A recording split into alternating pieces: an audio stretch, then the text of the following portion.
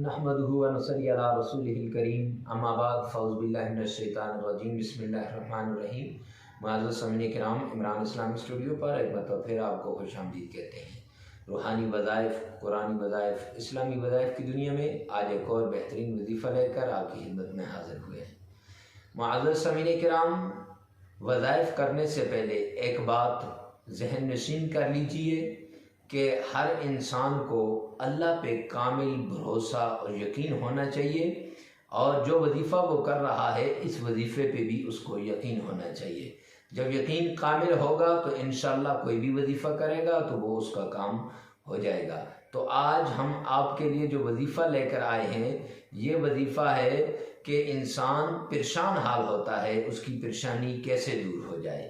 کوئی آدمی جاب لیس ہے جس کو نوکری نہیں ملتی، تو اب وہ اس کو کون سا وظیفہ کرے تاکہ اللہ رب العزت اس کے حالات ٹھیک کر دیں اور اس کے راستے کھل جائیں۔ ایک آدمی پریشان ہے کہ اس کے پاس مال و دولت نہیں رہتا، تو کون سا ایسا وظیفہ ہے کہ جو وہ کرے تو اللہ رب العزت کے غیبی خزانوں کے دروازے کھل جائیں۔ تو زیادہ ٹائم آپ کا نہیں لیتے تو آتے ہیں اپنے وظیفے کی طرف۔ تو وظیفہ یہ ہے کہ فجر کی نماز کے بعد آپ نے 11 مرتبہ درود پاک پڑھنا ہے۔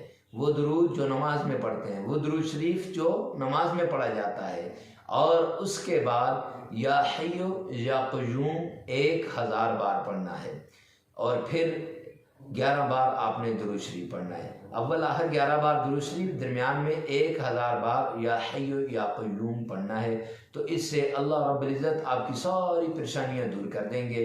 جو مال و دولت کی پریشانی ہے وہ دور ہو جائے گی، عورت کے بچے کے رشتے کی پریشانی ہے دور ہو جائے گی، بچی کے رشتے کی پریشانی ہے دور ہو جائے گی۔ تو اللہ رب العزت سے دعا ہے کہ اللہ عمل کی توفیق عطا فرمائے۔ ایسے ہی روحانی وظائف، قرآنی وظائف اور اسلامی وظائف کے لیے ہمارے channel Hey there, subscribe to my channel ہماری ویڈیو کو like and also press this bell icon. آپ کو یہ ویڈیو